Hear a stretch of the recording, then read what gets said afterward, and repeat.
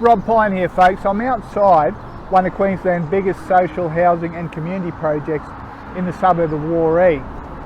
This is a development I actually voted against because of the sheer density in one space of social housing, but you know, that said, I believe it should be salt and pepper throughout the whole community.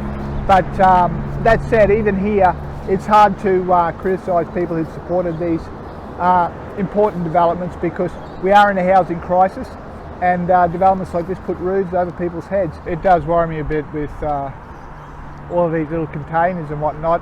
I've never seen a development where so much of it's done on site. All the slabs come in pre-poured, and we've got these little units that presumably are prefabricated that get stacked in as well. So I'm not sure what the implications are for jobs on site. It seems a lot of the work these days is done off site.